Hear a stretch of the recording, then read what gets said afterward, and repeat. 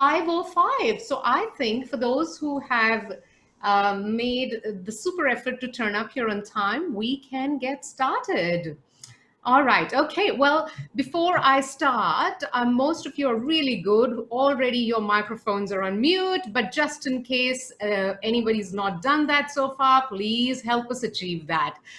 Because if we hear you, then you can't hear us. So welcome. I wanted to start off today by bringing your attention to this meme that's been floating around on LinkedIn and Twitter, and I'm sure a lot of you have already seen it. It sort of goes like this. It says, what inspired your digital transformation? And there are these three options. Is it the CEO, the CTO, or COVID-19? And around COVID-19 is a big red sort of circle. You would really have to be from another planet to get that wrong, right? But I think what has been really interesting for me is that even kids who've looked at that have been very clearly able to say that COVID-19 brought in the digital transformation in their schools as well. So it's not just organizations, but everywhere in the world. So COVID-19 as an accelerator of human and digital capital transformation is what we are here to talk about today. Welcome everyone. Today's conversation is the first in the Next Normal of Work series by Keynote, women speakers, and PerformanceWorks International. Keynote, as most of you know, is world's largest directory of female speakers. There's a reason why there are 3 females on the speakers in the speaker panel today. Our mission at Keynote is to bring diversity to speaking stages across the world. PerformanceWorks is focused on developing organizations, leaders, and managers to be fit and ready for the future. And my name, many of you know it already, but for those who don't, is Anjali. I'm the Managing Director of Narrative, the Business of Stories. But today my job is to elicit stories from the 3 thought leaders who will give us insights wrapped in stories that can somewhat become user manuals for us to navigate not only this uncharted territories that have been created by COVID, but just in general, the change. How do we navigate the change, the constant change that happens in the organizations and the world around us? Before I introduce the 3 speakers for today, I want to say thank you to Jeremy. Jeremy, thank you. CEO of PerformanceWorks International, and Beenu Balan, Sales and Partnership Director at Keynote, for making this event happen. Thank you both very much. We want to encourage everyone to ask questions. That is why there's a chat box there. And this is quite a lovely little intimate group, so feel free to ask as many questions. This is your golden opportunity to get the answers from the thought leaders. So please shoot in your questions, but only to Keynote Women Speakers chat box, not to everyone. Otherwise, your questions will get lost. We will pick up your questions from there, and at the end of the speaking of all the 3 speakers, we will respond to the questions. Let me quickly introduce you to the speakers for today in the very truly Keynote style. Ladies first, Pallavi Srivastava. Pallavi, can you just say hi for us? If I can just get a wave from you. Okay, wonderful. You can hear me. Okay, wonderful. We can hear you. We can hear you. So Pallavi is the APAC talent leader for IBM Global Technology Services. So when I asked Pallavi, what can audience expect from your talk? She said, have you ever wondered what kind of leadership makes decisions like Louis Vuitton's leadership made during COVID-19, transitioning the company that makes luxury goods to making masks and hospital gowns in a matter of weeks? It's an incredible feat. What kind of leadership does that? And when someone with more than 20 years of experience with a company that pioneered artificial intelligence for human capital shares that story, I want to listen. Pallavi, who was featured in the HRD magazine for HRD's Hot List in 2017, in her talk today will explore leadership competencies that will be most critical to enhance to not just survive, but thrive in disruptions. Welcome, Pallavi, and thank you for being here. Thank you, Anjali. Next speaker is G. G is a career products leader at Asia Pacific for Asia Pacific at Mercer. G, can we get a hi from you, please? Hi, Anjali. Hi, everyone. So good to see everyone here. Thank you. Thank you. So leading up to this, I wanted to know what is it that you can expect from G as well. So here's a tough situation that she narrated to me. So just imagine this, you head retail, you have hundreds of employees who you have invested in over the years. They're your assets, your key to success. But in the current situation, you only left with two choices.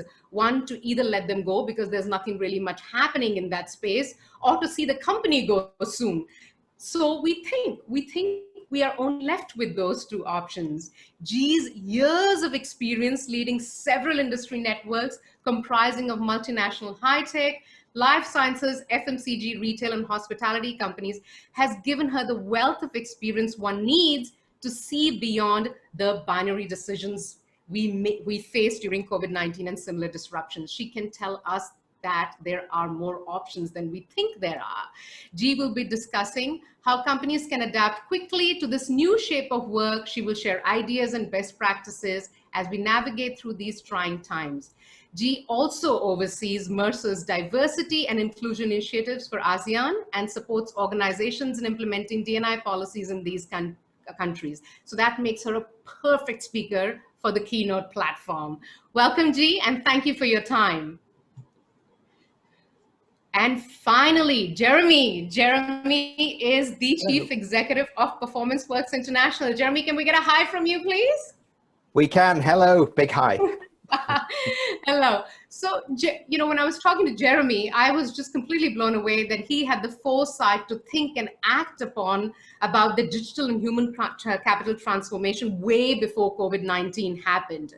Jeremy helps leaders and managers define strategies to implement digital and human transformation, utilizing a unique co-creating and award-winning ticking clock model.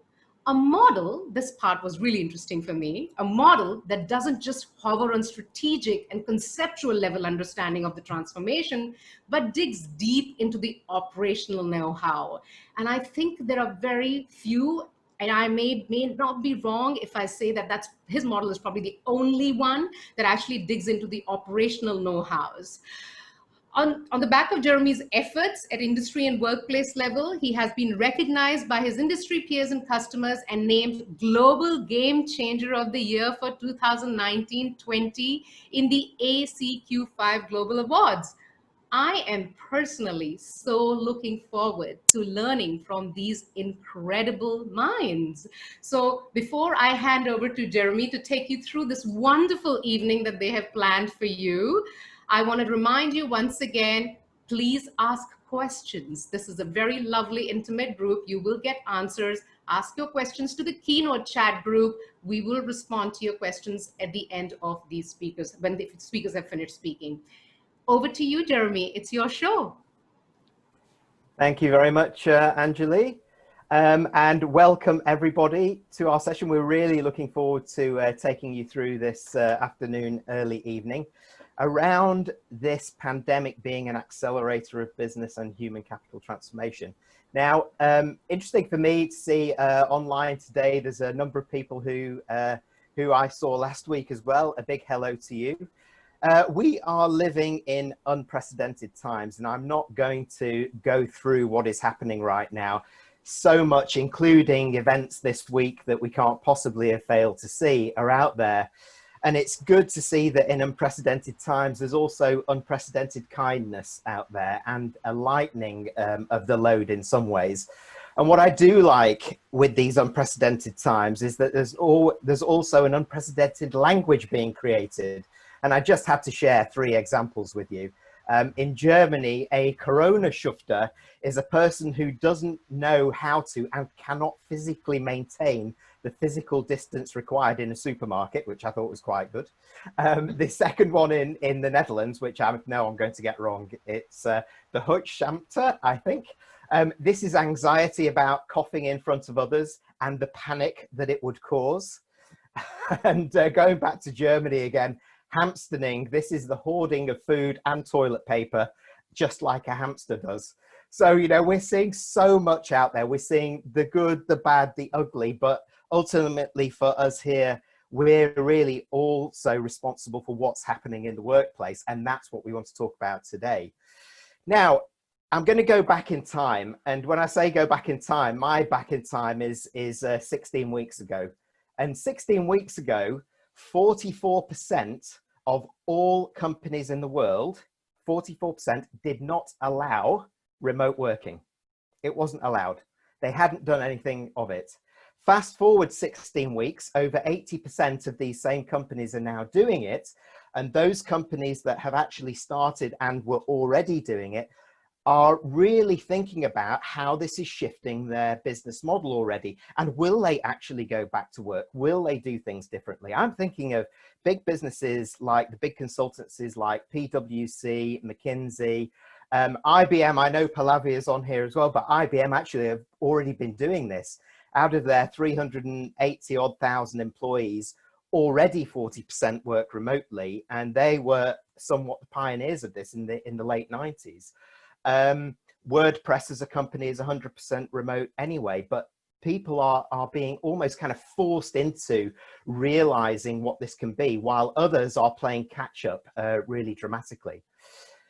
Now, as we entered the 2020s, 16, or actually it's more a bit more now, isn't it? Sort of 5 months ago, the transformation was still underway. We still had legacy to deal with. We were still talking about digital transformation as if it was something new. Many organizations were struggling with this. Now, in the research that Anjali referred to that I did in 2019, it was clear that a dramatic piece of data that came out of it was 40% of leaders in our organizations that needed to transform were not ready for that transformation. And when we talk about not ready, that is not ready mentally as much as actually knowing what to do and having the capability. When we consider all of the things that are hitting the workplace this decade and we've been talking about all of these things right here. So, for example, new technologies which will unleash the power of data and artificial intelligence, like 5G, which is 10 times faster than 4G.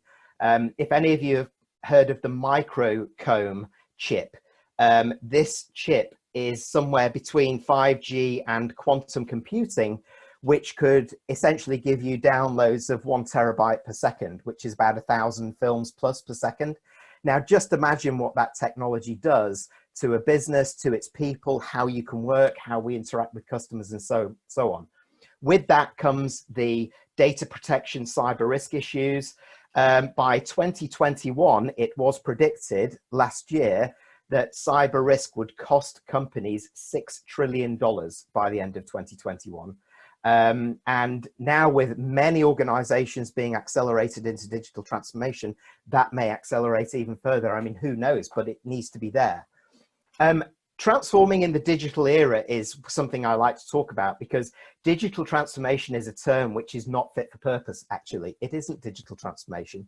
It is whole business transformation, because you also have the strong human side on the other point. And we have seen huge shifts in workforce.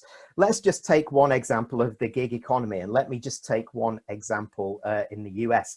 There are 60 million giggers in the US by the end of 2019. It was predicted by the end of 2025, there'd be double that, about 120 million. That figure has just been revised by Forbes down to 2022, 120 million gig workers in the US by the end of 2022. And I think that may be a trend that we see elsewhere. So as we shift our human capital and we start to see coming into the workforce an increased usage of independent workers, giggers, external contractors, we're seeing the rise of the blended workforce. And I did a piece of research with Dr. Rochelle Haynes this year called The Rise of the Blended Workforce, which bizarrely we launched in February, just before all of this happened. And we predicted then that, you know, the same kind of accelerator would happen, that by 2025, almost 50% of any workforce in any company would be independent or contractor by 2025. We have gone back to our survey set in the last 2 weeks, and we've revised that figure down now to 2022. So huge shifts happening in the human capital scheme as well, which is driving the need in organizations to think about the 4.0 era, industry 4.0, so the digital era, if you like, often called. What does our culture look like? What does work look like? All of this now has been thrown up in the air by what has happened 16 to 20 weeks ago, and the accelerator that we're seeing there and the need to transform more rapidly. Some companies are in good shape, some companies are not. And that rapid failure has been in place since probably 2017-18, where we've seen a huge increase. Forbes and IBM both did, and Oracle did studies on this, and shown that 84% of so-called digital transformations were failing as we entered into 2020. Now, just imagine what's happening now for some of those companies that are really struggling through this pandemic, not only to transform how they work internally, but how they do externally and work with customers and drive their business and competitive advantage. That is driving, that will potentially drive something on the back of this, because where we were coming into this year was that the failure rate of these so-called companies that were too big to fail had moved down from almost 70 years to just 15 years today. I wonder what the situation will be at the end of this year. It will be very interesting to look back at who's thrived, who's survived, but who's failed.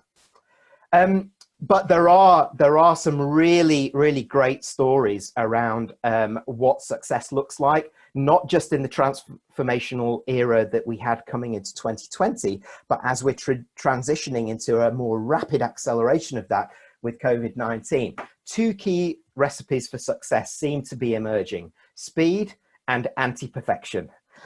Speed, it's speed, not size these days. That is the competitive advantage.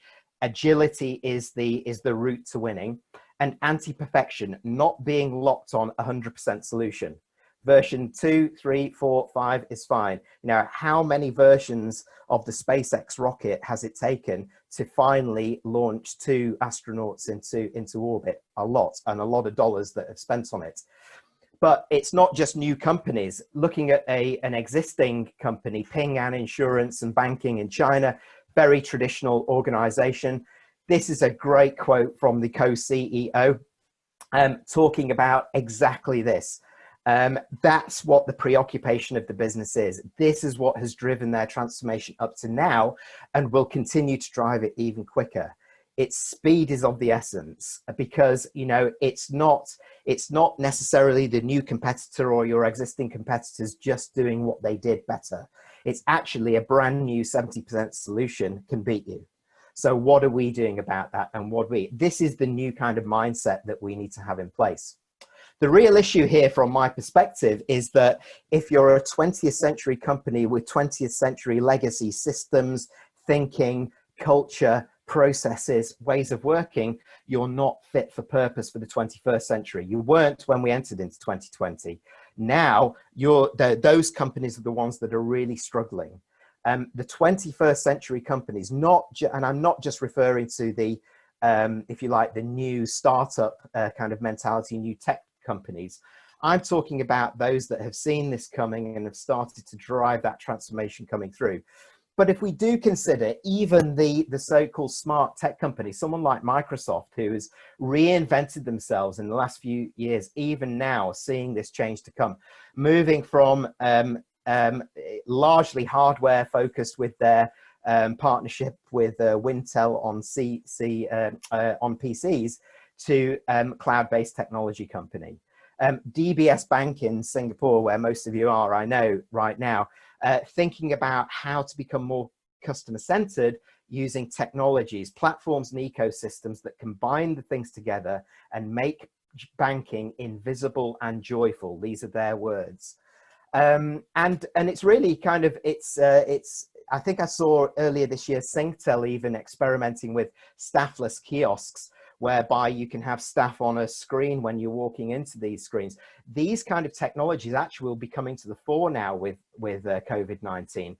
As we're talking about physical distancing, slowly getting back to where we were, easing restrictions, these pioneering companies who are looking at these technologies that can provide some level of customer experience, but also the contact, albeit remotely, are starting to find huge dividends in that. That was before we got here. Enter COVID-19 now, and we're not just adding, to the VUCAD environment that we work in, which is here. We've had a huge shift in terms of how we work, how we do events like this, for example. And I've added a D to VUCA now, and I call it dispersed. It's volatile, uncertain, complex, ambiguous, and dispersed. And I think it will largely stay that way. Not all companies are going to go back this year. Google, Facebook, Spotify, all said that we're not going to go back into the offices this year. We're increasingly going to see that this is the way that we do business. Those of us that are speakers, trainers, coaches, I'm sure that this is the way that we're going to work more forward. And this is certainly how my business is moving forward and what we're gearing up for. So I would argue we need that D on the end of VUCA now, because this is where we work. This is where we are, and that's what we need to prepare for. So the transformations that are happening that I've talked about already are accelerating with there. As Anjali said, COVID-19 has been the biggest catalyst for digital transformation, although remember, I'm calling that term out of date. It's whole business transformation. And particularly now we can see that. Of course, you can't just look at digital. You can't just look at the technology for remote working or selling to your customers. You have to put the rules of the road in place to avoid some of the pitfalls that we're seeing, micromanagement, over diarizing, because we just don't know, some companies don't know how to do this. We need to put the new things in place that will help people through it and make sure that they structure their work differently and not do what the biggest risk is at the moment, which is try to replicate the office remotely. This is about actually whole business transformation, but whole ways of working transformation, so that we reimagine how we can do things. So there's a lot of this going on, a lot of experimentation. And according to BBC Capital, this is really interesting, over 3 out of 10 businesses radically rethinking how they're going to do business. Not just those businesses that, you know, who we see as agile businesses, but more traditional businesses who have now, because they've been forced over the line to actually transform, are suddenly going, oh, hang on a minute, this could actually work. This is working for us and we're doing things slightly differently. When I looked at what was happening and what was being recommended at macro level, so McKinsey were looking at, you know, what do we need to do to get things back to some kind of next normal or new normal, as they were calling it at the time. This is what they were looking at mega level, if you like. This is the 4 key questions really that, and 4 key points that they felt were fundamental to coming through this crisis. It's not just about restarting the economies, but as economies restart, there are still going to be local battles with the pandemic. There may be second waves, third waves, particularly when the weather changes again at the end of this year, who knows when it's there. It's not just organizations that need to prepare to come back to work, it's nations, and many of our governments, depending on where we are at the moment, are struggling with this right now. You've probably seen the news coming out of the UK, where I'm currently based. I was in Singapore. I'm now in the UK, and I'm kind of looking open-mouthed with what's happening in this country at the moment and where we're going, and I just don't know. And we've got Brexit to cope with. One thing that is for sure is that McKinsey and others have come out to say is that the next normal will come from Asia. And this is where the new ways of working were already being started to be pioneered and driven forward. But that's where it will come through. From my own research and from what I've been calling for even before now, and what I'm asking for to be accelerated, is looking for rapid transformer organizations. And those rapid transformer organizations are focused on 4 key pillars, all on the foundation of being purpose driven. So away from, if you like, the traditional ways of vision mission, looking for purpose, community, sustainability, and looking about what is our part in the world today, post-COVID-19, as much as where we are now. The 4 key pillars are these. First of all, it's key to adopt digital. This is one of the biggest accelerators coming out of COVID-19. It's about 3 key things, being future driven. So future thinking is about establishing a digital vision and having the leadership mindset that can bring the organization through. And that will require a lot of leadership learning at this point. Remember, I said that in our research, 40% of leaders that we surveyed were not ready for this. So I doubt that within 3 months, they're going to be ready for what's happened now, but they're learning rapidly. The centricity piece is around what do we do to bind together our culture, the way that we work, and the way that we work with our customers all together, so that we have an ecosystem that glues these components together. So at the heart of everything, we have our people, we have our customers, and our new ways of working. Then to be future ready, if we do that right and put the right measures for digital value in place and how we're going to measure going forward with this new ways of work, we can move from predicting our own future to actually prescribing it. The second is making sure that we experiment. And what we're seeing now is a huge experiment actually being forced on us around business and cost model experimentation. I referred to IBM, 40% of their workforce is now working remotely, but they started that in the late 90s. And as they started to sell off properties, one of the benefits that they found very quickly was tracking into now. If you add up all of the savings that they've made through moving away from solid workplaces and central modes of work and offices, they saved $1.9 billion. If we are, though, to find new ways of working, we need new rules of the road, we need to have it rapidly adopted, and we are proving to ourselves the very best is coming out, as well as some of the worst traits, I would say, of humanity in some places. But some of the very best traits are coming out in our workplaces, where people are really getting behind this. This is not normalized remote working yet. Many of us have kids at home, we're juggling homeschooling with this, and it's not easy. But if we can do it now, moving forward into the next normal, we should be getting there quickly. And the reinvention of human capital management is absolutely key to this. For me, in the latest paper that I did around the blended workforce revolution, I argued that the current way of human capital management and human resources was not fit for purpose. We need a brand new manifesto that we call Gig HR. So that's myself and Dr. Rochelle Haynes, who I did the research with. Gig HR is a framework for human capital management for now that recognizes that our workforce will be more dispersed, will not be made up of just permanent, even part-timers. It will be independents, contractors, and other external contributors. If we're to do that, we need to drive something we've also been talking about, which is leadership at all levels. I call that unleashing the inner CEO. And I'm trying to write something about that at the moment, because when I looked out there for what books are out there and what learning is out there to help people step up outside of their job role and lead within the scope of their role, perhaps doing things more strategically, there's very little. There's great leadership books out there, but not for leaders at any level. And doing that is really, we're combining the digital with the human I've talked about. And we will have to accept that we've got to unlearn new habits, relearn the new ones, figure out the best ways of working moving forward. This is being accelerated right now through COVID-19. We don't know what workspaces will look like in the future. Will it be here? I'm in my old front door porch because I have to stay at home. I can't go to my co-working office, which is where I was and where I thought the future of work was going. Who knows what will happen? What we do know is that there are new knowledge, new behaviors, new skills needed. And for me, this is also the time for learning professionals to step up and say, this is how we can help organizations get back on their feet after COVID-19, accelerate the way through to the new ways of working and move forward. So thank you very much for that very, very swift and very brief tour around this whole piece that we're living in now. We were already in transformation. COVID-19 is accelerating it. And I talked about new language being invented. This is a new one from Italy that they're saying quite regularly now they're out of lockdown, which is everything's going to be okay.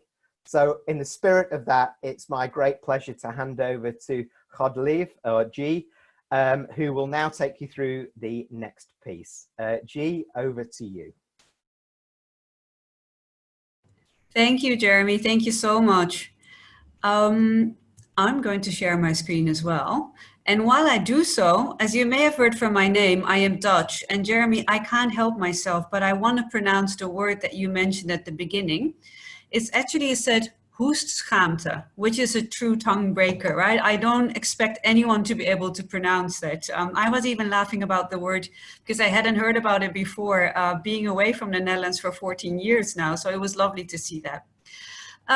So what I would want to do during this piece of sharing is talk you through some of the responses we've been seeing from organizations in Singapore, but also broader Asia, around building the new normal. And Jeremy, as you set it up so well, those organizations that are going to survive and thrive moving forward are the ones that start to think about, what would this new normal look like? How can we redesign our organizations? How can we reskill our people? How can we redefine leadership to build this new normal and to allow us to succeed? And also previous downturns have shown us that those that prepare and look at a challenge with a long-term vision have a chance twice as likely are there to rebound again when things pick up. So it's really critical that we start looking into some of these scenarios, and how we're going to approach the future will enable us to reset our trajectory. So when we think about that, so new challenges, right? So how do we ensure our business and our people continue to thrive in these unforeseen and uncertain times? And you heard the word thriving from Jeremy as well. This stretches way beyond traditional engagement or productivity. It's truly found about employers and employees finding their purpose and looking at new ways to carry that out in this changing environment. But it's a daunting task. And what we see a lot from organizations is there's a bit of fear. And this is a beautiful quote from Plato. It's saying, courage is knowing what not to fear. Because there's a lot of things happening out there, and we all get afraid. And I think Pallavi will talk about that also from a leadership perspective. But it's about not succumbing to that fear. It's about thinking through what you can do, and it's all about scenario planning. So a large set of employers and businesses have started to look at those scenarios. Hopefully you will not have to activate many of them, because there are some true worst case scenarios out there. If you listen to some of the news and the economics, right, the advice that we're getting, but it's important to be prepared. And I think that's part of that courage, is to eliminate as much as you can what you can and cannot control, or distribute that and make sure that you take action accordingly. Now, I understand why people are afraid, because what is really interesting about this pandemic, even more so than any of the others, is how it's played out in the open. I don't think in any of the previous downturns, crises, has social media, leadership messages going out front and central played such an important part on how people are responding. And we've seen some of these effects, right? The good side. So think, for example, about the Airbnb CEO, who with a very transparent and empathic message, which was very difficult because he had to lay off people, still got a lot of positive encouragement and positive press. But we've also seen the downside, where some companies have come out with pay cuts that hit certain layers of the population more than leadership. And immediately there was a question saying, well, that's not fair. Why do the people have to pay for this and the executives still get paid high dividends, and they'll see their return coming back in other ways? And employees have not been afraid to go to the media and let their voices be heard that way, ever more than ever before. So I'm actually waiting. I think everyone knows the Glassdoor website, right, where you can give your details on, you know, what you think of your company. I think very soon this website will publish the best 10 companies responded in this virus situation versus the worst. And trust me, in this day and age, that will continue to circle around for a very long time to come. And interestingly, and Jeremy alluded to this a bit as well, what will that mean for some of those newer tech players that have come up in recent times? Because what we've also seen is that some of the sectors have been hit a lot harder than others. So will employees start to make different decisions than they've done before? And we're seeing some signs of that in China, for example, where the hot tech startups were very much in the top 10 choice of people coming from universities. And we already saw from the latest list that came out that that's changing. And actually, fresh graduates or young professionals are saying, do we want that risk? Or do we rather go for another organization that can give me a more stable environment? And this ties in with some of the research that Mercer has been doing, that all the nice things aside, job security is still very much sought after. So how can you still create that environment of security, fully well knowing that you also need to balance that with the economics of your firm? And I think that's going to be really critical. How do you marry empathy with economics to make sure that you survive, and taking a longer term view to that? Now, the good news is that when we look at the responses overall around the world, but particularly here in Asia, the initial response has been very employee friendly to the difficulties. So here are some examples of some of the practices that we've seen, varying from more of a consumer perspective of offering free services as businesses, or delivering medications at no cost, or Starbucks with their lovely action on free coffee to first responders. So that's from a consumer side, but also to the employee side, where you're looking at companies are paying employees to retain them despite closures. So more than ever before in Asia, employers have held on to their employees, where in the past, cost cutting and layoffs were quite common. And I'm not saying they're not happening, and they're certainly happening in other regions. But in Asia, it's been quite protected, what we're seeing from a lot of the responses and surveys that we're running. And it stretches beyond that. It's not only containing jobs, but also looking at medical cost, investments in employees that are working in front lines. And this really ties into this purpose-driven society. And Jeremy, you used the word purpose too, because we see that 1 in 3 employees actually prefer to work for an employer that shows responsibility and that shows purpose for all the stakeholders. So I think, again, responding to the situation is going to play very well to that, and defining what that purpose should be has to continue, even though times are tough. Now, you may be saying, yeah, that sounds very nice, Godelieve, but it really doesn't work that way. My business is in a tough time, or I'm working for an organization that is going through a really rough patch. So what can we do, right? So how do we build this? Because we need to sustain as a business. We can't just hand everything over, just keep on paying maybe, or keep on going at the same pace, keep on hiring, because otherwise we will fall over. So some of the tough challenges that we're hearing is how can we continue to hire the right talent? How can we continue to hiring graduates while we have so many hiring freezes? What do we do if one part of the division doesn't have enough to do and the other part has too much to do? How do we transfer people across? How do we build resilience in employees? Because employee experience is a wonderful thing, but the downside sometimes is that employees just hand it over to the company and say, well, you're responsible for my well-being, right? So how can we make people resilient to go through tough times? And how can we continue to really change that business and get that energy going? So these are often concerns heard by HR and also business leaders, obviously. So what we are recommending and what we're seeing work quite well is to think through what more of a 3-phased response, right? So there's a respond phase, there's a return phase, and there's a reinvent phase. So responding is very much the here and now. So how do you deal with the health and safety of your people? How do you ensure that you're firefighting in the right way? Because sometimes you have to. And how do you contain cost in this stage? Then very quickly, well, you see that you want to return to some sort of normal, right? So you want to return, you want people to go back to work as normal as possible as they can, whether that's from home or actually in the office.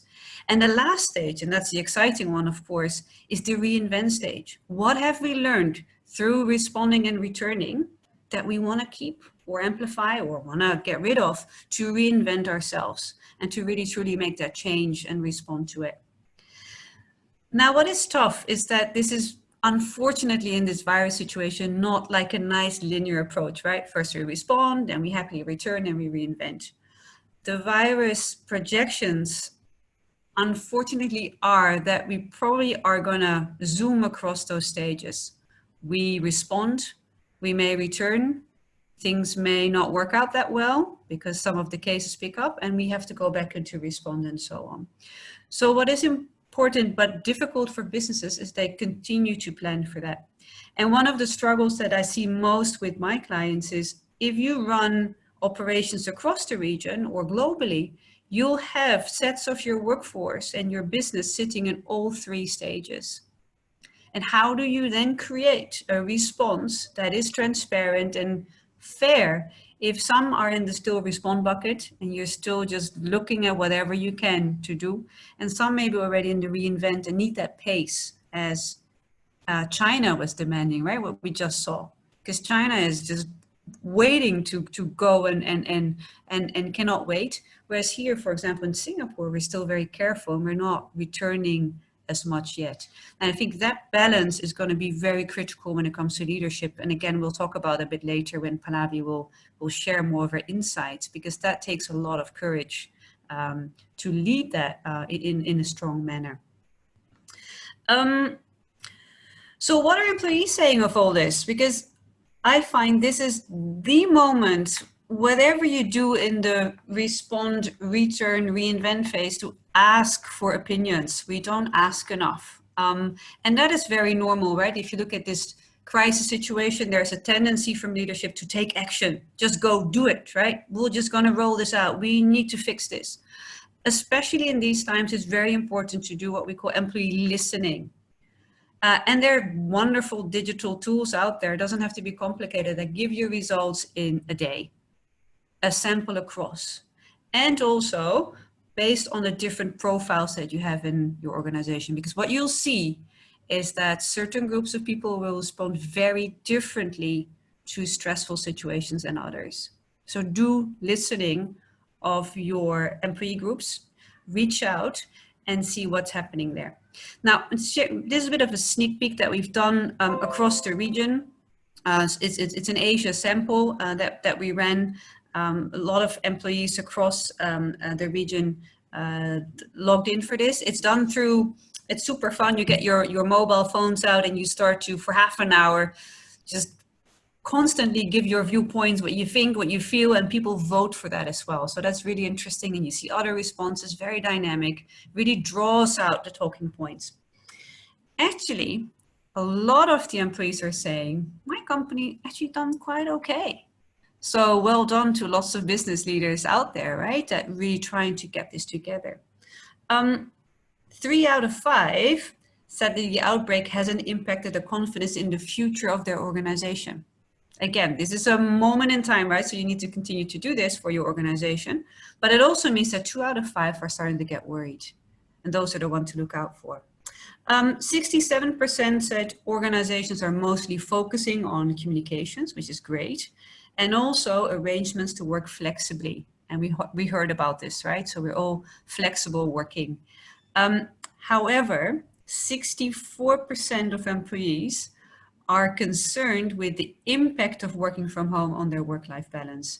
And if there is any trend that I can highlight to you that is cutting across, coming from employees at the moment, is that the balance between work and life is not ideal, it's not optimal, because we have to relearn how you actually work remotely. And anyone who's got teams, right? Or even in your own personal situation, when you do those Zoom huddles, right? We're all getting a little bit zoomed out. And you see the faces of your teams like getting a bit sadder and sadder every week, because working from home seemed a lot of fun until it was 5 days a week for 10 weeks in a row. So again, there seems to be a balance that we need to maintain. And I think that type of listening will bring that out and give you those responses to then redesign what it's going to look like. Now, obviously, we're getting back into the work mode. That's another one as well, getting to the office. I know many organizations have designed beautiful office spaces with a lot of pantries and collaboration. Those are now the most dangerous places to be in an office. So I'm also very curious to see how people are going to redesign the working in the office itself. Because again, that's going to take a big change and a big adjustment for people to do so. And talking about it with your people is probably very useful. And what we then would see is that it's very important to look at resilience in terms of mental well-being and also the financial well-being. Because trust me, all these press releases on pay cuts, on job losses, and the additional unrest, of course, we're seeing in the world really has an impact on people's mind as well as their financial situation.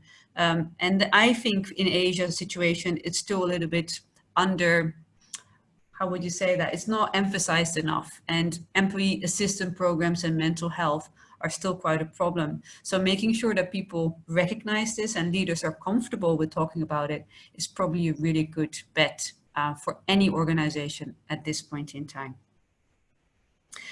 Now looking ahead a bit, what innovations can we look for, right? Because if we say, okay, we're going to do quite okay on the response stage, right? Trying to maintain jobs as much as we can, look longer term, build those assets.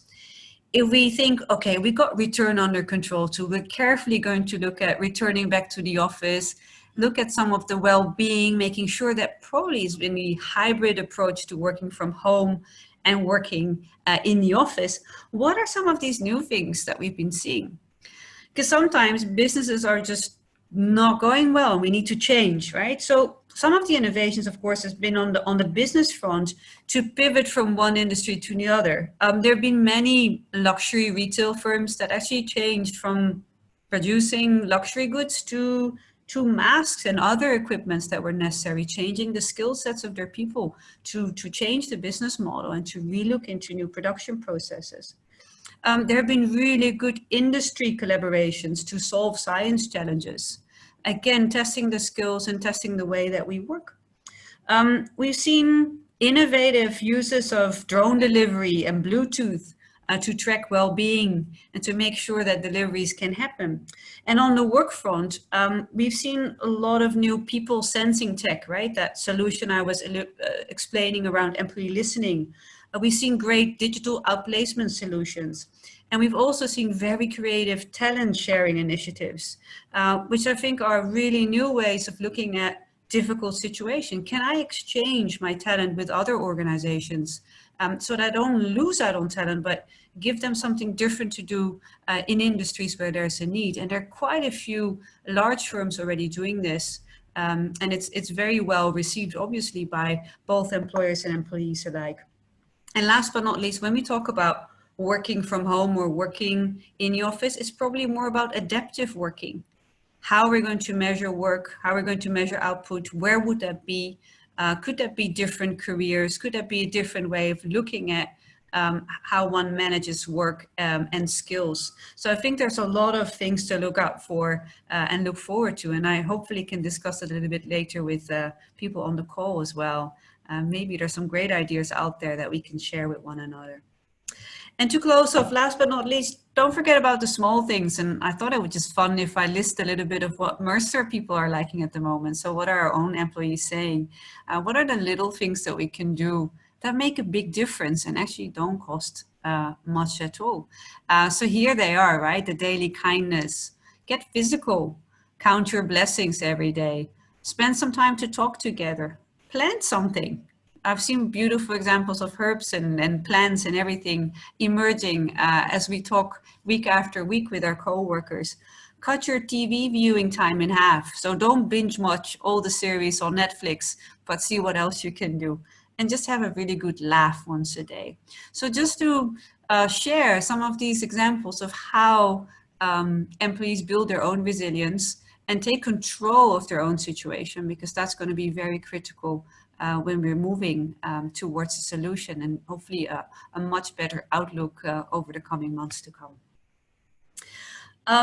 So I'd love to hand it over to Pallavi right now. And one of the themes that I share with her as well is during these uncertain times, we need to, of course, manage cost, but we shouldn't be short-sighted. We want to look at the longer term, and we need strong leadership to do so, to balance the economic decisions with empathy, because we truly believe that will be the winning formula, but it does require that leadership is strong and resilient. So with that, I'd love to hand it over to you, Pallavi. Thank you, G. Hi, everybody. Just give me a minute while I try to share my screen. I'll stop now. So it's yours now. Okay.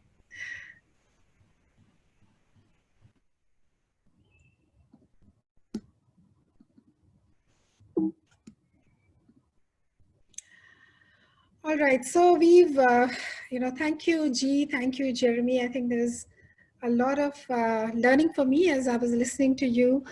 And, the good thing about being the last speaker is that I don't have to repeat some of the points. So it's a good news for everyone that you won't hear me speak for very long, but that's great. We can spend some time in question and answers. But leadership during crisis, when we were talking about this, when I was thinking about what we will talk about, what really came to my mind was, how am I looking at leadership today in the world? And so I would ask you to cast your mind to the leaders today that you admire or you don't. And you'd be talking about all kinds of leaders, corporate leaders and political leaders and any other kind of leaders that you're encountering. What is it in their behaviors that's sitting right with you or not sitting right with you, and why? And if you were to dig deeper in that, I was trying to do that introspection, over the last few days as to what's gone well with some leaders and why are they upstanders? And that's a very common word that we call out in IBM to our leaders. Are you an upstander or are you a bystander? And a lot of our leaders in this time of crisis can tend to be bystanders, which means they're standing on the road and they're watching things happen and they're kind of uncertain about how to respond. So they're letting things happen. Whereas there is a set of leaders that are upstanders and they're looking at the situation, they're responding in the right way and with the speed that is needed. So just what to my mind came when we were talking about it was that these leaders that have come up as exemplar leaders, as upstanders, they have the core. Their value systems are something that is differentiating them. They tend to listen. And what do they listen to? They listen to the ecosystem. The ecosystem is now this huge wide world. It's not just your company, because as you will all have noticed that industry lines have blurred. Telcos, telecommunication companies have become IT companies, banks have become IT companies, and there's a lot of blurring of boundaries between industries. So the ecosystem has widened way beyond our imagination just because of the digital transformation that's happened in the world. Information is, it used to be finite. Think about, when you used to go to college, you had a finite syllabus and you would go through it and you would pass your exams. Today, it's infinite knowledge. It can come from YouTube, it can come from WhatsApp. The WhatsApp University, of course, is very famous. Plus, everything else that's available within the organization and the educational system. So the ecosystem is comprising of all kinds of stakeholders, including universities, campuses, students, customers, your clients. So listening to them is a hallmark of leadership that is important in today's time. Now, one of the pitfalls of a digital world that is there today, and my predecessors have all spoken about the transformation due to digital technology, is there can be a overload of information. And that's where, again, the leadership has to come in terms of how do they guard themselves against informational complacency, which basically means you have so much of information, you stop questioning it. You stop looking at the information in a holistic manner. You stop questioning the authenticity of those information. And we are all familiar with the fake news that goes on. And stop and take the information without analyzing it, which is where the employee voice and the analytics part comes in. This is very much the core pillars of any digital transformation exercise that happens in any organization, that you tend to amplify. You have to amplify the employee's voice. What are they telling you? Like G was just talking about, the pledge, the system that they've created around what Mercer employees are telling them about staying connected, listening to those voices, asking them questions. A lot of the people don't ask questions. So getting that data in, leaders are listening. And of course, they're trusting analytics. So using these, the digital pillars, there are ways to listen that you are trying to amplify. So one is the leaders try to listen. The second is they are building trust through ethical governance.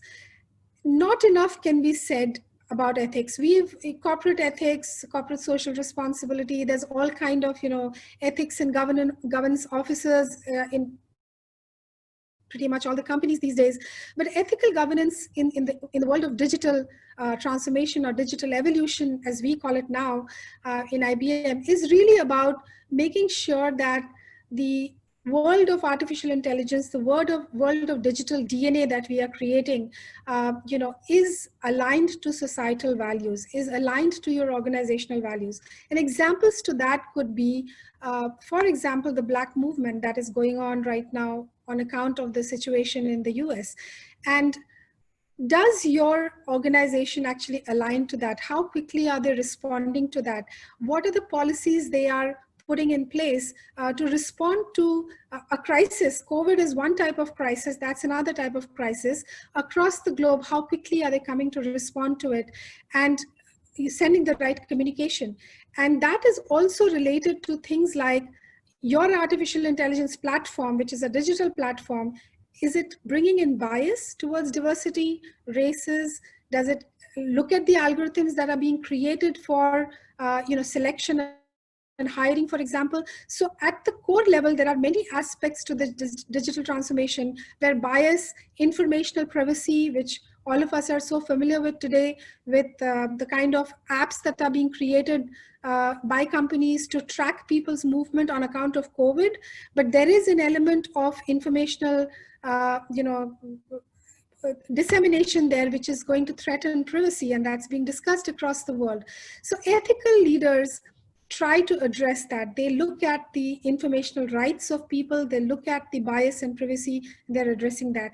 And as G said, I don't have to emphasize this part, they are definitely demonstrating empathy and compassion. The more the leaders demonstrate compassion, the more they are coming out as differentiated in their behaviors.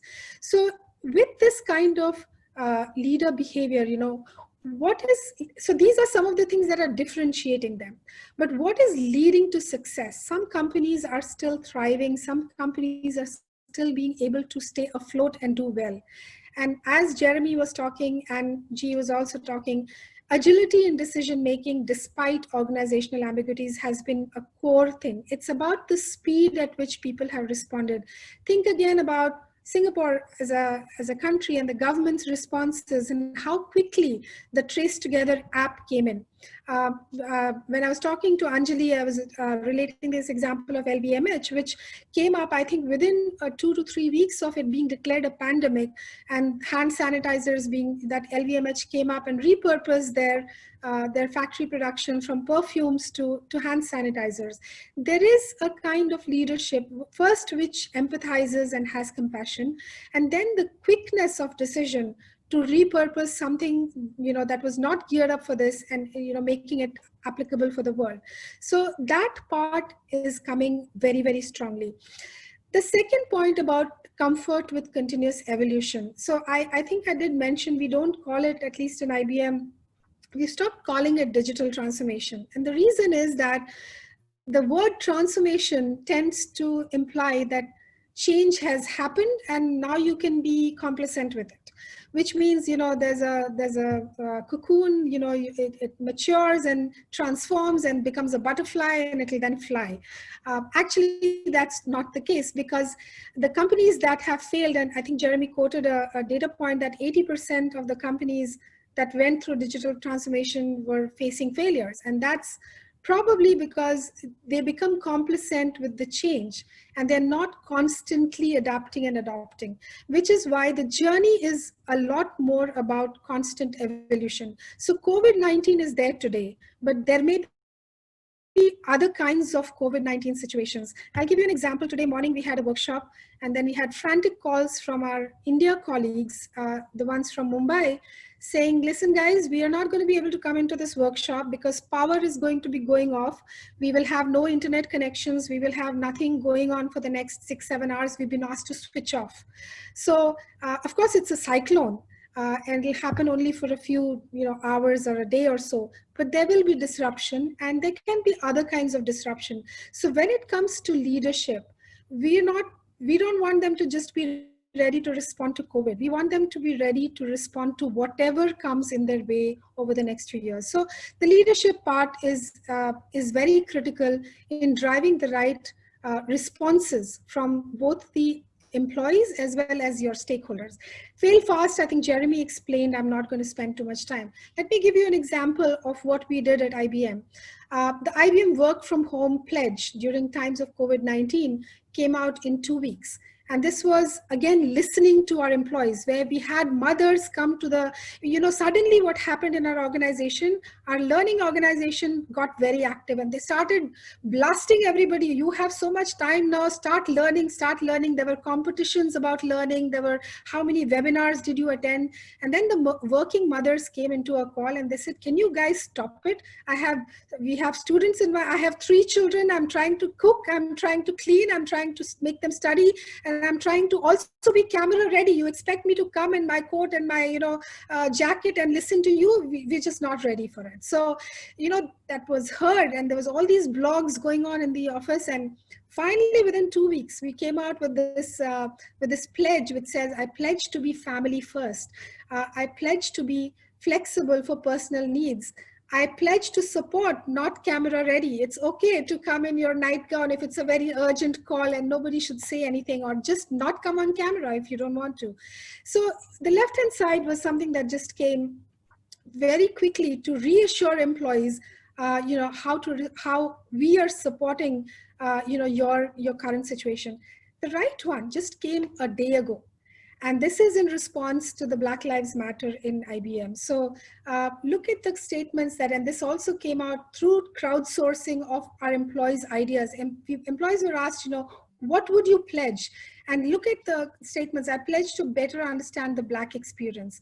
I pledge to fully embrace race and ethnicity. I pledge to demonstrate equality. So these came out as very quick responses, where we started to talk to our not just our Black colleagues, but just overall our minority and ethnic groups within the company, to reassure them that IBM endorses a very different kind of view. So one example of how leadership can step up. And just on my last chart, again, these have been talked about, but I'd just like to reiterate what really is needed in leadership era. The 3 things that we are asking our IBM leaders to embody, we are training them for it, and we're asking them to think about these very deeply. In general, leadership, whether it's Asian culture or it's the American culture or European culture, everywhere leadership is supposed to be these invulnerable people who, they're always confident, they always know what to do, they always, you look up to them to give you direction and kind of thing. So there's this machoism that is there in leadership, which is very respected. But today, if you really look at it, it's the vulnerable leader. It's the leaders who come in front of their people and say, guys, I don't know everything. I don't know how to deal with it, but here are certain things that I'm willing to do quickly. They respond, they are resilient, they reflect, they relate. I've put the links there. You'll get the charts in terms of the books that we refer to, The Resilient Leader. And Robert Jordan's quote there in the book, in The Fires of Heaven, was, the oak fought the wind and was broken, the willow bent when it must and survived. So there is a time to step back, and you will see some of the leaders, all the governments across the world, they said, well, COVID-19, we have to get into lockdown despite whatever the economics may say. So that is about resiliency and response. Collaborative leaders, again, think about the countries and the companies that collaborated around COVID-19 information, about how to get how quickly the gene for the virus was shared across the world so that people could start trials for vaccines, people could start educating. Collaboration is going to be the key to survive, because leaders, irrespective of which function or country they belong to, do not know everything. And that's where the vulnerability comes in. That's where authenticity comes in. I do not know everything. I admit it that I do not know everything. I need experts to help me navigate. And the collaborative leader will therefore pull in the right experts to take that through. So collaboration is going to be critical to succeed in the kind of information explosion that we have today, so that the right type of information can be processed. And of course, the brave leader, the people who call out and take tough decisions despite all the ambiguities. There are some easy way out. As I called out in the beginning, there can be bystanders who can just stand on the side and say, let the circuit breaker end, then I will act. Let this happen, then I will act. Let other leaders speak up and I will pick up from there. But think about the early movers, whether it was COVID-19 or the Black Lives Matter or any other crisis situation that a company goes through, or a country or a nation goes through, and what kind of responses come. So brave leaders are needed to take those quick decisions, listening to people, bringing empathy, and bringing that trust with their stakeholders across the world. So within IBM, we actually train our leaders for these three categories. So brave leaders in our company would speak up. It's about speaking up for any wrong that you see, for speaking up against your bosses if you feel things are not going right, for speaking out on the right values and systems. Those are going to be the characteristics of leaders that will help us in this digital era, because bad behavior in today's world actually cannot be hidden anymore. We know that. So that's where we really need our leaders to step up. And as you think about whether COVID-19 or any other digital initiative happening in your company that's all about change management, think about your leaders and whether they are embodying these things, because technology will change every 6 months. Every 6 months, technology will change. So how quickly are we going to have the organization pivot towards that? You will need these qualities rather than the technology know-how. Data scientists, technical people, they will help to navigate that, but you need leadership to make things happen. So with that, let me just leave you with the quote, which I really like, from this American author called Eric Hoffer. In times of drastic change, it is the learners who will inherit the future. The learned usually find themselves equipped to live in a world that no longer exists. So thank you very much. I look forward to questions from the audience. Anjali, over to you now, please. Thank you. Thank you. Wow. So, okay, Jeremy, G, and Pallavi, that was brilliant. And thank you for giving us a tour to your brilliant minds. But I think I'm going to very quickly transition into some brilliant questions I have here for you. So, Jeremy, we're in Asia, you're not, but the spotlight is on Asia in terms of question. And thankfully, you had also mentioned something about Asia in your presentation. So my first question is kind of an combination of 2-3 different questions that came on Asia and my own question as well. So Jeremy, you started off with a point you made that Asia will pioneer the new normal. And when G took over, she also gave certain examples of Asia doing really well. And then one of the questions we have from the audience is, what is the reason why Asia has actually come up with these great examples during the COVID-19? What's so special about Asia? So I'd love to hear your views. G, maybe you can start, and then Jeremy and Pallavi, you can just jump in. So what's going on with Asia, and why is Asia under such a spotlight when it comes to this situation? Yeah, no, great question. Part of it is just timing, right? Or bad luck, if you will call it, that some of this terrible situation started with us first, right? So we had to deal with it. So I think that's a pioneering learning, and that probably a courage to do things differently, because you don't know, right? So you're probably not burdened by all kinds of things. So I think a lot of innovation comes from that.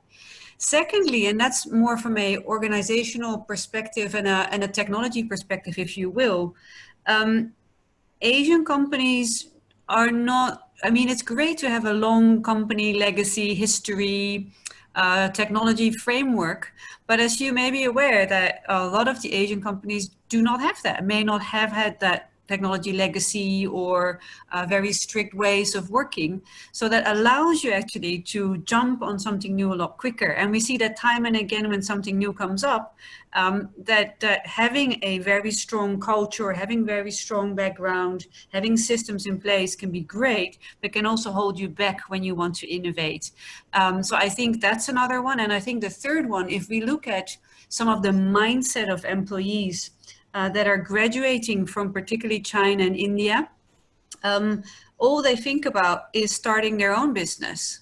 That is still the number one desire, right? I want to be my own boss. I want to call the shots. So that knack for innovation that is coming through schools, even though often we hear, oh, they're not good enough. I do think they do a great job in cultivating that sort of innovation drive that I see with young people in the region. So that would be my 3 pointers as to why so much happens here. But I'd love to hear from Jeremy and Pallavi whether they agree or disagree.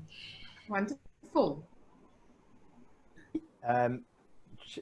Shall I go then? Yes, I agree. Well, so also I've been doing a lot of research on this myself, and have a lot of the major consultancies, and I like how McKinsey look at this. Actually, they also say 3 key things.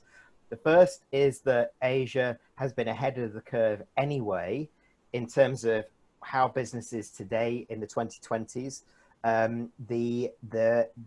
the need not to go through the traditional transformational journey that many Western companies that have been through, and the emergence of China, that has been an economy and a group of amazing people that has transcended the geopolitical situation, has embraced entrepreneurialism.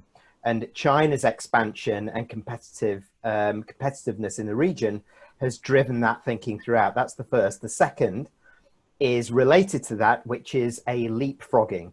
So the emerging markets that are still in the region have leapfrogged the traditional journeys, again, that mostly the West companies that had come out and have had to be through from traditional companies, embracing technology and kind of being able to get up to speed in lightning speed versus going through this kind of long, laborious process of looking at old legacy systems, legacy ways of working. The third is, as G said, the entrepreneurial spirit and being less locked on legacy and reinvention, and having entrepreneurial thinking and innovation as a way of life. Those are the 3 key things. How wonderful. Now, do you think so? And Pallavi, maybe you can take this. So this is coming out very strong in terms of the entrepreneurial mindset and not having to follow a legacy traditional system, which is kind of put Asia ahead in this kind of new normal. But I think we want to talk a little bit about the leadership as well.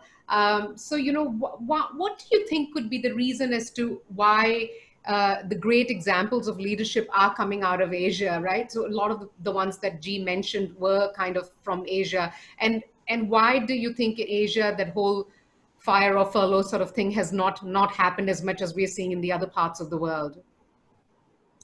Sorry, the last part, Anjali, why have we not seen as much of like firing and retrenchment and salary cut, as much of a conversation of that here in Asia as we're seeing worldwide in other parts of the world? Yeah, so I think,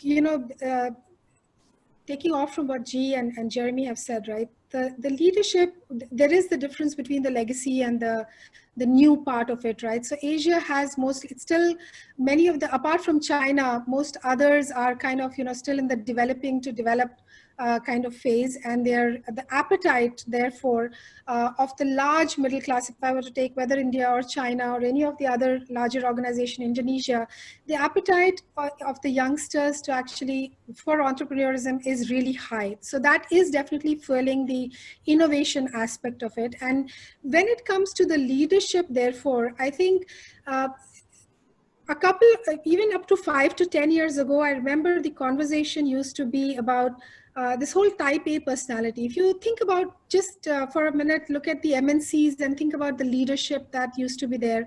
Like I said, they used to have this, you know, slightly macho images. Everybody would look up. They were like experts at everything. You know, their footprint as leaders was, you know, they were just, I guess, you know, maybe for want of a better word, there was a certain sense of arrogance in a lot of the leaders that were there in the erstwhile. And Asian leaders used to be, you know, considered a little weak as, you know, in terms of, because they were a lot more empathetic. They found it difficult to fire people. They were a lot more compassionate. So 10 years ago, those characteristics or those personality traits were considered weaknesses. Today, you'll find those are actually needed, and you know, more and more, whether it's McKinsey or it is Gartner, they're all talking about the humble leader. They're talking about the authentic leader. They're talking about bringing compassion at work. That came naturally to Asian leaders. That was part of the cultural mindset, you know, whether you take the Japanese, they were known for consensus, and they're still known for consensus. So those characteristics, and today we are talking about collaborative leadership. Well, Japan has been doing it for ages and ages.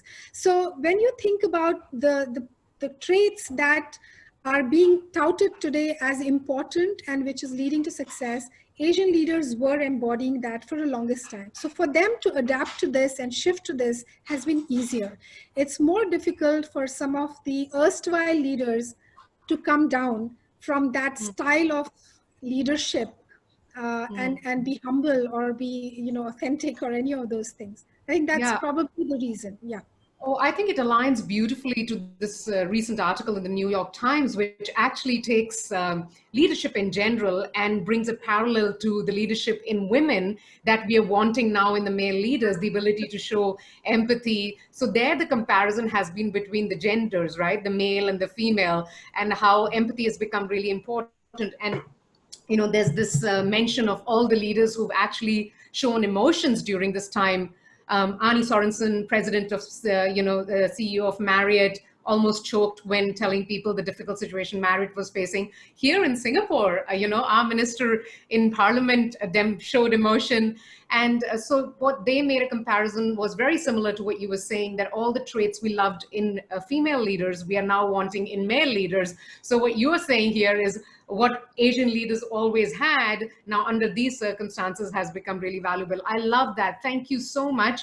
I will ask one more question. This is about a speed and listening, and if there is a conundrum between the two at all. So we started off today with Jeremy saying speed is an extremely important thing in these sorts of situations. Especially in, when you compare kind of speed and size, speed takes the first place, and it is an important sort of thing to have. We then moved into G's presentation, where she talked about employee listening becoming really, really important. And then in Pallavi, your presentation, you talked about ecosystem listening, and employees is only a part of that listening sort of system. Now, my question to you is, when you focus so much on listening, and clearly listening is an important thing, does it in any way hinder speed? Does it come in between you and your speed to be able to make things, change things? So I'd love to hear, maybe Jeremy, you can start. Do you think, is there any sort of issue with speed versus listening? I do believe that the organizations that have got and continue to have legacy issues will struggle in this area, because they're not used to talking to each other. They're certainly not used to listening. So speed for me, actually, I'm going to kind of answer that in a different way around. Speed comes with a different way of almost reimagining the business and how people can take more ownership. So it is a spirit of empowerment. Pallavi talked about it. G talked about it. I'm absolutely passionate about leading at all levels and unleashing that collective leadership where we can be that together and collaborate together. So with that greater empowerment, brings together, if the conditions are right, greater empathy, greater levels of communication and communication skill, where you get the active listening in place. So the very best companies that are doing that at the moment give everybody a voice and give everybody an ear. Those that don't. Right. So what you're really saying is, oh, okay, so it's actually more listening as a culture versus listening as a structured, structured, systematic thing to perform, which can come across quite arduous and a big, sort of difficult, big ship to move. Am I right? Like you're saying that it should be more a cultural thing, that people should communicate and as a result listen, and as a result then speech should not be hindered because you are performing the act of listening. It links very closely to the word empathy more for me than listening. Right. Right. Because that comes with it. So the empathic leadership, empathic listening, this is really key for now, as we've talked about here. So that for me is the fundamental key. Right, wonderful. G, would you like to add? Yeah, I would argue that I truly believe it's the culture, but also process, because that makes things happen. So Right.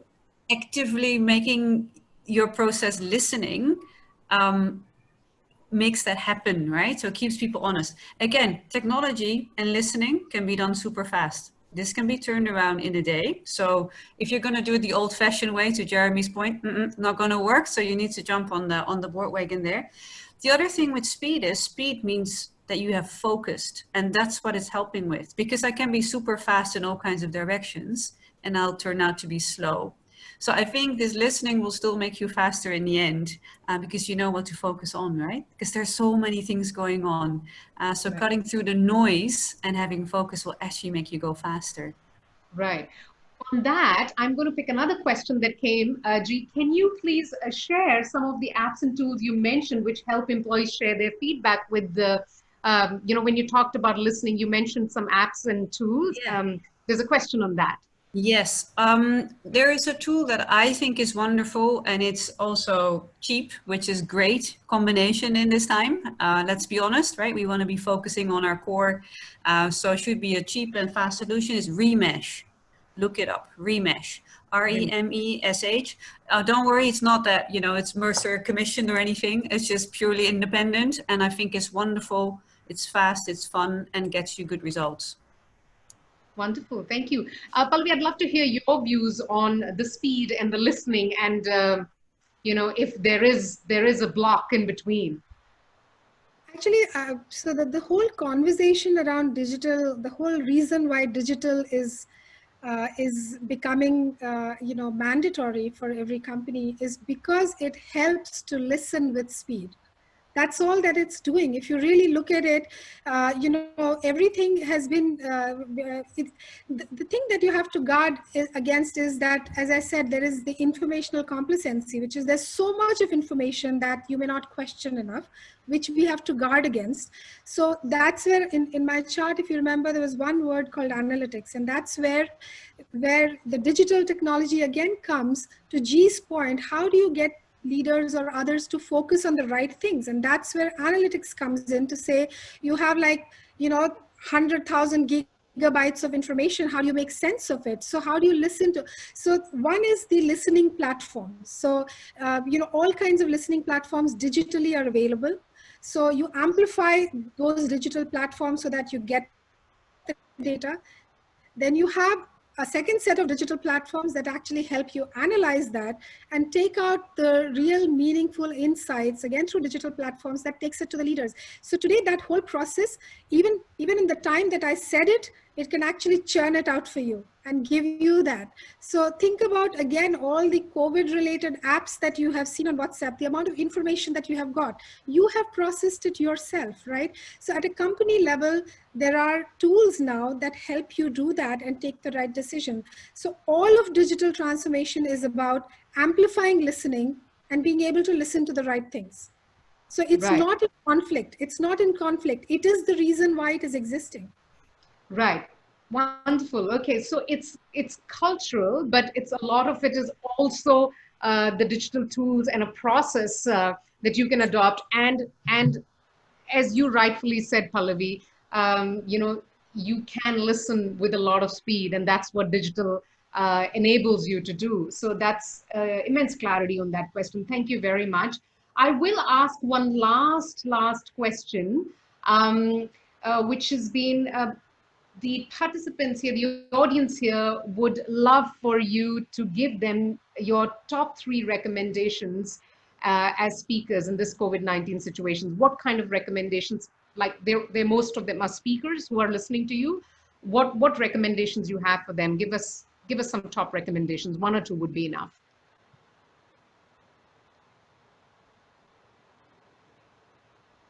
G, you can go first. Pallavi, you can go first. Anybody can go first. And now's the time where you'll say like, oh, I couldn't find my unmute button, but no, that wouldn't be fair enough. No, I think that's, I think for me, well, we talked about this extensively, right? So focus, right? Focus, relentless prioritization. But I think for everyone not to be placed on the back foot and let fear take over, would be think through some scenarios. Now that's not always fun, but think through some of the ways as this would play out, right? So if you're having your own business or you are employed for a firm or whether you lead it, think through some of the ways how this could pan out, because that will take away a lot of these concerns. It puts you back into control, makes you more resilient, and create one that is best case. Take one that is middle of the road and take one that hopefully you never have to use. But if you do, you're prepared. And I see that whether that's on a business level or a personal level, that will really help you. Otherwise, things happen to you. And then we see a lot of these mental issues pop up and that people just don't feel equipped to make the change. So that will be my advice. Think through some of the scenarios and what the outcome would look like and how you want to play a role. So that would be my I think that's wonderfully said. There's a very wonderful research done which actually says that the scenarios that you, the real life situations that you actually deal the best with are the ones that you have rehearsed. So when they say rehearsed, people go to the extent of actually rehearsing death. And the reason why they do that is because when the time comes, because they have rehearsed it, they're able to stay very, very calm in it. So this is not death, but you know, in a dramatic, like I hope. Yeah. in a situation like this, I think it's well put. You know, take 3 different types of scenarios for yourself as a speaker.